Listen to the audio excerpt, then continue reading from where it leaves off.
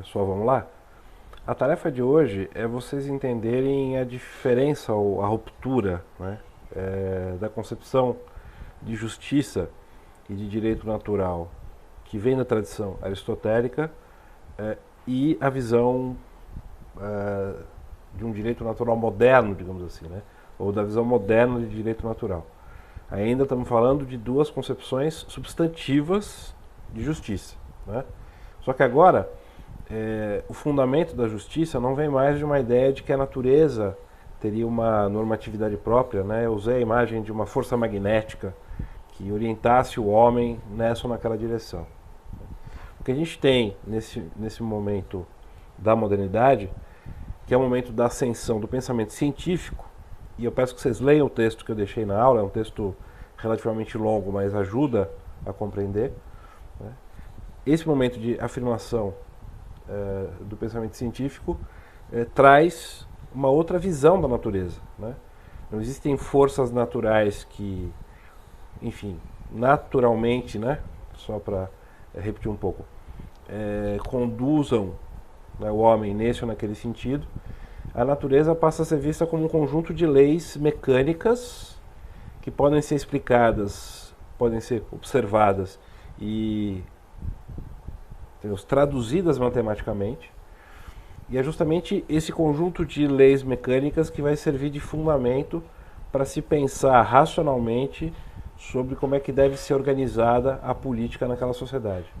Então, continua a se defender que existiria uma ideia de direito natural, né? Mas é um direito, enfim, é um direito natural, como diz um texto do Hegel, escreve um pouco mais para frente, ele diz, é um direito natural tratado cientificamente.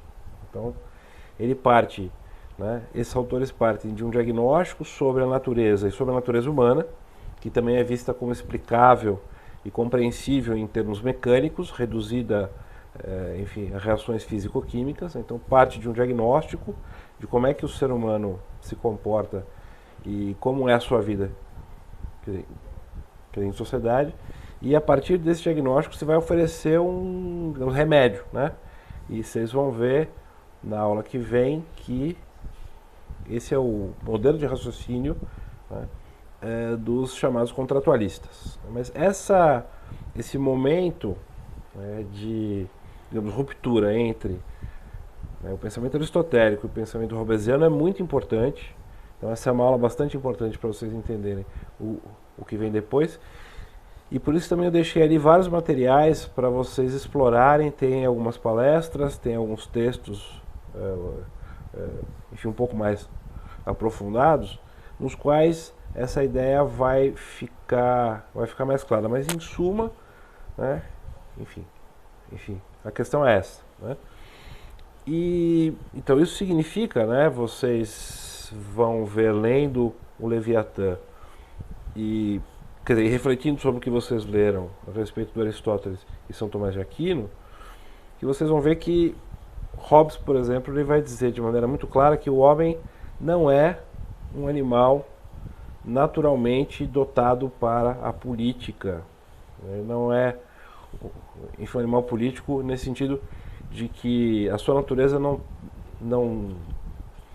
está ligada à convivência e uma convivência relativamente harmônica, né? Ao contrário, ele vai mostrar que o contrato social vai se fazer contra uma natureza humana que para ele é egoísta, né?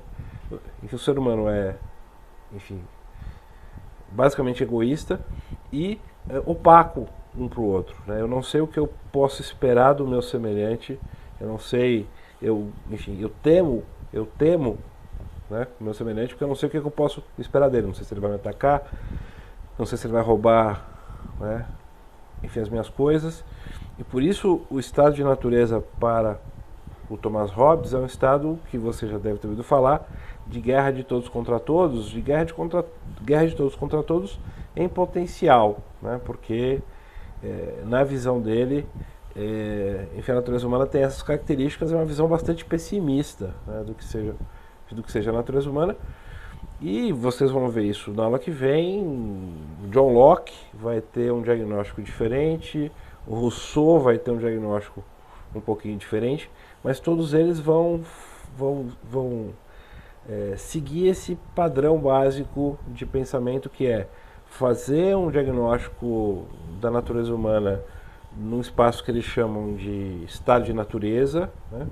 Aí, a partir desse diagnóstico, propor um contrato social, um pacto social para resolver os problemas do estado de natureza, e aí para cada um deles eles vão ter uma visão diferente, né, do que deve ser o soberano, de como deve ser exercido o poder pelo poder soberano. A gente vai ver isso melhor na aula que vem. O que me importa nesse momento é a ruptura, é vocês compreenderem a diferença desse tipo de pensamento para o pensamento aristotélico. E no capítulo 17 do Leviatã vocês vão ver críticas diretas ao Aristóteles. Essa é a tarefa da aula, inclusive, vocês identificarem esses momentos em que Aristóteles é criticado, né?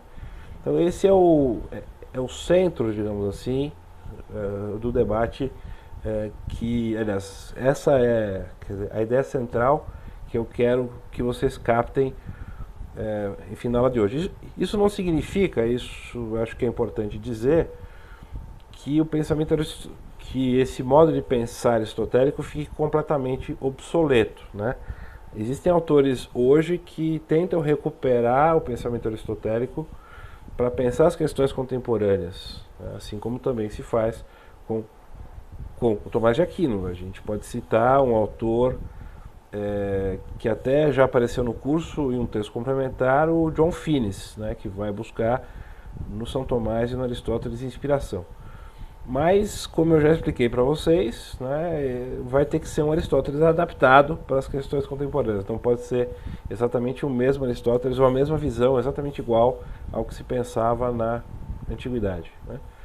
E essa ruptura é importante, né, porque o que está acontecendo aí, né? O que está acontecendo com essa transformação de um pensamento que olhava para o direito natural como uma espécie de força da natureza que nos orientava moralmente, que nos orientava na direção da justiça e que também deveria orientar o direito, e essa visão que parte de uma visão que já é informada, né, pela ciência, que ainda não é a ciência como a gente conhece hoje, mas é um momento de afirmação dessa ideia de uma ciência experimental, ou de observação da natureza, e depois com a tradução das observações em enfim, equações matemáticas, né, quer dizer, a formalização disso na linguagem matemática.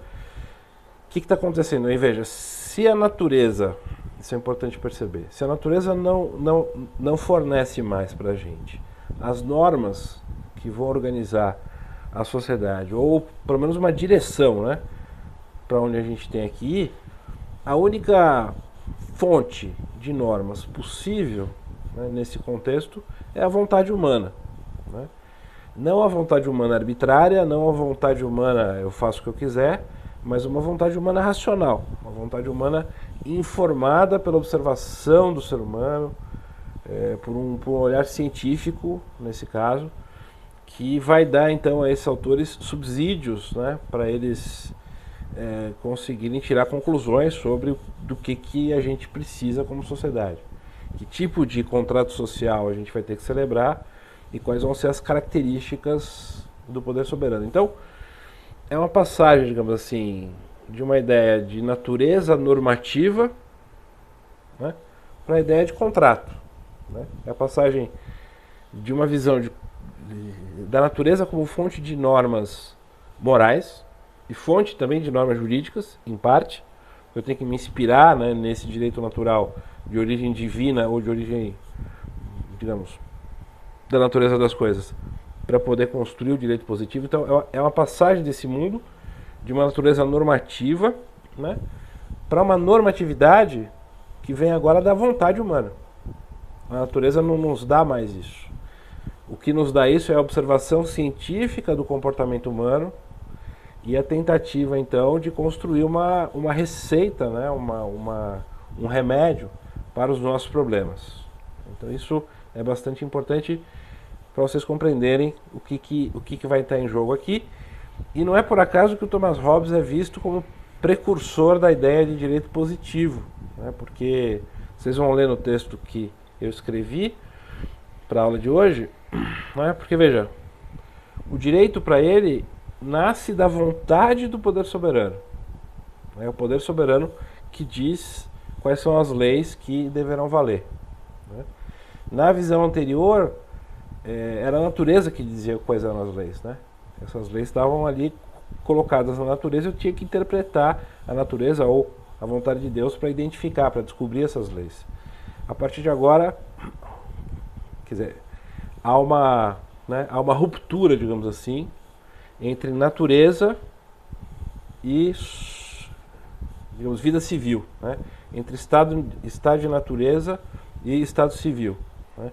Há uma ruptura, e essa ruptura ela é justamente a marca da modernidade. Eu não posso mais confiar na natureza para identificar ou para dizer quais são as normas em relação às quais, enfim, a gente irá viver. A gente faz um estudo do ser humano, né, ou da natureza humana em estado natural, e a partir desses conhecimentos vai então propor uma solução, um modo de vida em sociedade que não vai copiar a natureza exatamente, enfim, vai se inspirar, pode se inspirar em alguma coisa do mundo natural, pode tentar preservar alguma coisa que tem de bom nesse mundo natural. A gente vai ver que os filósofos divergem um pouco disso, mas o momento de instituição da autoridade, o momento de instituição do poder soberano e a ideia de Estado, todas essas ideias elas vão estar ligadas, elas vão estar fundamentadas na vontade humana.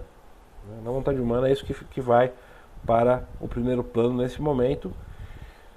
E com isso, se vocês compreenderem isso, vocês vão entender a transição, né, desse pensamento clássico medieval para o pensamento moderno. Eu retomo isso na próxima aula falando dos contratualistas, né, e lembrem-se sempre, se tiverem dúvidas, qualquer problema que estejam tendo de compreensão da matéria, eventualmente me procurem que a gente resolve, tá bom? Então é isso, bom trabalho para vocês, bom trabalho para mim também. Vamos seguindo aqui, espero que vocês estejam bem, tomando cuidado nesse momento difícil, né? E vamos seguindo conforme a gente conseguir, tá bom? Abraço.